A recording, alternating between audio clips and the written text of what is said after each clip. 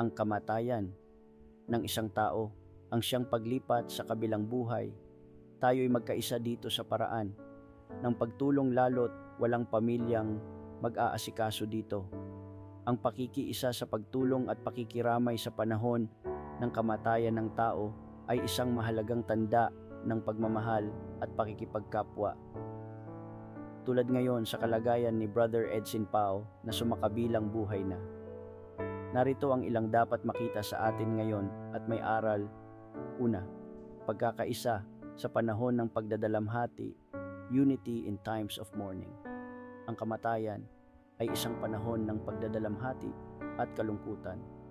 Ang pakikiisa sa mga taong nawalan ng mahal sa buhay ay nagpapakita ng ating pagmamahal at suporta sa kanila.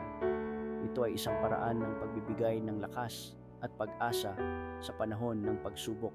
Pangalawa, pagpapahalaga sa buhay, appreciating life.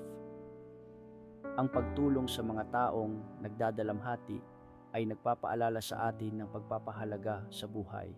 Kapag nakikita natin ang sakit at pagdadalamhati ng iba, mas nagiging maingat tayo sa ating sariling buhay at sa mga taong mahalaga sa atin.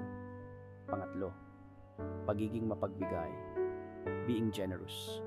Ang pagtulong ay isang pagpapakita ng pagiging mapagbigay alot tayo ay mga lingkod ng Diyos.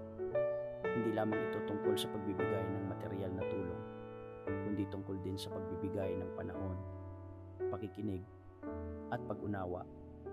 Ang pagiging mapagbigay ay nagpapalakas ng ating relasyon sa kapwa. Pang-apat, pag-asa sa gitna ng pagdadalamhati, hope in the midst of grief. Ang pagtulong sa mga taong nagdadalamhati ay nagpapakita na hindi tayo nag-iisa sa ating mga pagsubok. Ang pagkakaisa at pagmamahal ay nagbibigay ng pag-asa sa gitna ng kalungkutan. Ako po si Brother Chris. Sa kabuuan, ang pakikiisa sa pagtulong kay Bro Edson Pao at pakikiramay sa panahon ng kanyang kamatayan ay isang mahalagang tanda ng pagmamahal nating mga kapatiran at mga kapwa lingkod din ni Brother Ed, pagkakaisa at pag-asa. Ito ay isang paraan ng pagbibigay ng lakas at pag-alalay sa mga taong nangangailangan at isang paraan ng pagpapaalala sa ating sarili ng kahalagahan ng buhay at ng ating relasyon sa kapwa lingkod. Hallelujah.